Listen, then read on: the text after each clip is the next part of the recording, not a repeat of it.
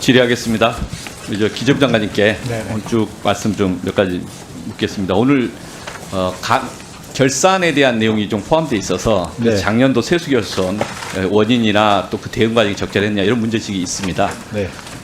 2023년도에 이제 역대급 세수결손 56.4조, 근데 작년도 30.8조 정도 세수결손이 발생했습니다. 그래서 세수치가 제대로 됐느냐 또는 이런 세수결손이 반복되는 것이 이제 이유가 뭐냐, 이제 개선해야 되는 거 아닌가. 그래서 과거 윤석열 정부 하에서의 경제 정책 중에 감세 정책을 했는데 세수결손도 발생하고 경제 성장도 확보되지 못하니까 그 경제 정책 전반적으로 비판받아야 될 거 아닌가, 이런 문제제기가 있었습니다. 그리고 그 이후에 세수결손을 대응하는 과정 속에서 국회랑 소통을 적절히 했어야 되는데 충분한 소통이 있었냐, 너무 일방주의로 갔던 거 아니냐, 그런 비판도 있었습니다. 그 이야기를 좀 드리려고 그러는데, 아까 그때는 오전 질의하는 과정에서 그 자본시장 활성화 관련된 이제 세제 이야기가 있어요. 네. 그래서 그 이야기도 잠깐 좀 먼저 말씀을 좀 드리고 세수결손 이야기 좀 드리겠습니다.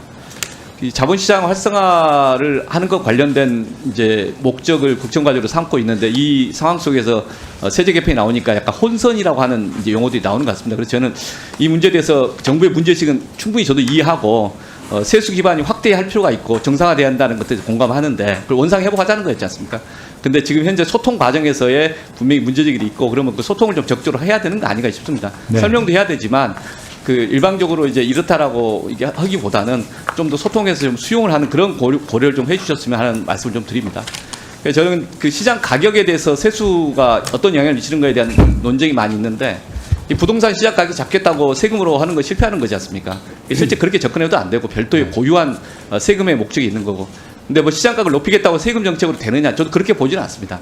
그게 주요한 수단이 될 수도 없고, 그러니까 결국에는 저는 자본시장 활성화하기 위해서는 지배구조 개혁을 해야 되고, 기업들의 관행도 바뀌어야 되고, 실적이 또 뒷받침돼서 궁극적으로 자본시장이 이제 시장의 신뢰를 회복하면 선진화가 될 거라고 보는데, 그렇지만은 과도기적인 과정에서의 그 세금 정책이라고 하는 게 여전히 소통 과정에서 맥이 있기 때문에 이 지점에서 적극적 소통이 필요하다. 네. 일정 정도 좀 당해서 그런 고민 속에서 말씀을 드린다, 이런 말씀을 네, 드립니다.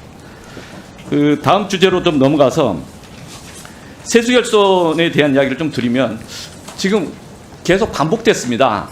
2023년, 2024년, 그리고 올해도 세수결손이 있느냐 없느냐 상반기에 계속 논쟁을 했었는데, 결국에 세수결손이 예상이 되면서 10조 원 감액 추경을 했었지 않습니까? 네네. 그러니까 그 연장에서 이 지점을 계속 바라보고 있다. 다음 페이지에 보시면 2023년도에 세수결손 대응하는 게 거의 기금 돌려막기, 그리고 실제 이 기금 중에서 돌려막기 하는 과정이 20%나 15%냐 하는 기금의 그 재량권 있는 범위를 뛰어넘었냐 안 넘었냐 그 논쟁, 또 그 과정에 편법을 사용했느냐 아니냐 그런 논쟁이 있었고, 국회 예정처에서도 충분히 그 비판 의견들을 개진한 바 있습니다. 그리고 그것을 국회 예결특위에서도 논쟁을 했었고, 기재에서 논쟁을 했었습니다. 그러면 이런 것들에 대해서 일정 개선이 필요하고, 2024년도 세수결손에 대한 대응 과정을 좀 더 투명하게 사전적인 작업이 필요했던 거 아닌가 싶은데, 그렇지 않았다라는 지적들이 좀 또 나오고 있어서 이 지적을 드립니다. 다음 페이지 보시면 화면을 다음 페이지 한번 보시죠.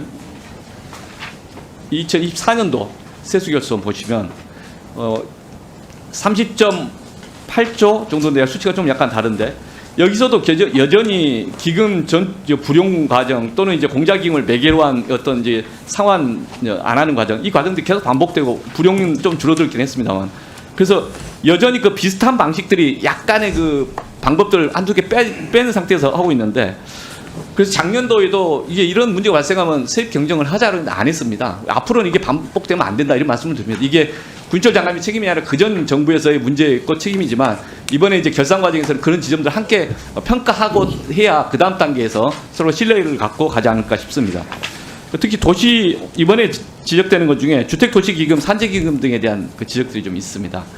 이 기금들을 특별회계 재원으로 활용을 했는데 이게 적절하냐, 이런 문제신 거예요. 저희가 2023년도 회계연도에 결산하면서 기재부한테 첫 번째 요구했던 것은 대규모 세수결손 발생하면은 국회에서의 심의 확정권을 좀 존중할 필요가 있다. 사전 소통하고 또 사전에 양해를 구하고 또 실제 방법을 같이 찾아나가면 되는데, 워낙 또 그런 신뢰가 약해서 그럴 수도 있고 또 무시한다, 일방적으로 그런 이제 정서적 반감들이 있었습니다.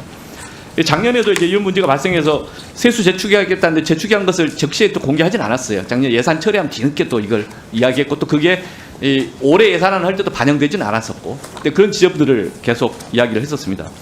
근데 이제 올해 2024년도 결산 자료를 보니까 예보채 상환기금이나 산재기금 등까지 활용 세수결손을 메웠다 이러는데, 이게 적절한가? 그래서 이런 방식으로 하는 것들에서 이제 새로운 정부, 이재명 정부에서 문철 장관님은 앞으로 이런 상황을 앞으로 똑같이 반복하실 건가 한번 한 말씀 해주시죠. 예, 저는 하여튼 만약에 이렇게 세수 결손이 또 여러 가지 예상치 못한 상황으로 이렇게 발생할 거 예측되면 국회하고 소통을 하고 진짜 좀 토론하고 의견도 청취하고 그렇게 하겠습니다. 그게 뭐 작은 범위라면은 정부 안에서 수용이 가능할 거고 또 큰 범위라면은 좀 그걸 뭐 여러 가지 방식이 있을 수 있을 겁니다. 제가 소통을 해서 그렇게 추진해 나가도록 하겠습니다. 예, 다음 페이지 한번 보시면 저희도 그 주택도시기금 이거 보니까는 대략 한 예산총액 20% 이내에서는 괜찮다라고 이야기를 하는데 뭐 어떤 것을 통해서는 약간 2.07조 정도 자체 금평하고 또는 예수원금 미상환을 합쳐서 보니까 약간 3.18조 정도로 약간 20%의 그 한도를 좀 우회하려는 그런 느낌이 좀 들어요. 근데 이런 것도 몇 가지 상의만 하면 사전에 좀 조율하고 간획 충행하면 되거든요. 근데 계속 이런 게 하니까 불신이 쌓인다. 이런 말씀을 드립니다. 다음으로 이 적자성 채무에 대해서 이야기하는데 지금 현재 이재명 정부 출범할 때부터 좀 조건이 참 안 좋습니다. 감세 정책을 해서 세수 기반도 약화되었고 그리고 적자성 채무도 상당히 증가돼서 국가 채무의 질도 좀 안 좋고 작년에도 보니까 적자성 채무가 상당히 많이 증가했어요. 그게 국가 전체 채무 증가액은 48.4조인데 적자성 채무만 약 89조 증가했습니다. 그러면 이건 결국에 이 돌려막기를 하는 과정에서 이제 채무의 질이 안 좋아진 거죠. 실제 여기 세수 결손이 발생한 것이 숨겨진 상태에서 했었기 때문에 저는 그러니까 이 모든 그 근본적인 원인이 이제 무리한 감세 정책, 그로 인한 세수 결손, 그로 인해서 돌려막기, 그리고 이제 국회와 정부와 간의 불신과 갈등, 저는 이런 게 같이 연동돼 있다고 봅니다. 그래서 이런 상황에서 적자 채무가 이제 마치 분식회계처럼 이렇게 보이는데 이런 게 앞으로 반복되면 안 되겠다. 그 이번에 이제 이런 행태를 반복했던 그 분들에 대해서 뭔가 감사청구나 뭔가 책임지는 조치가 필요하지 않습니까?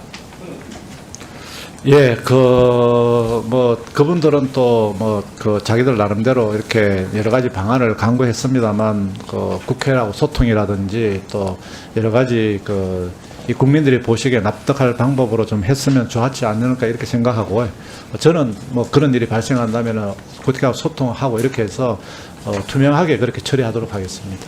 최종적인 이유 봐야 되겠지만 2023년도 그 감사 결과 지금 오기영 네.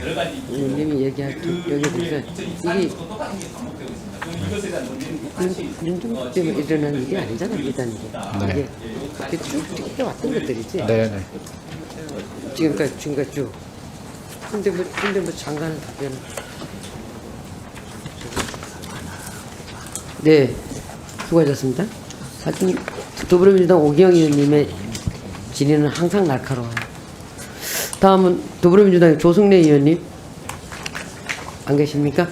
그러면 더불어민주당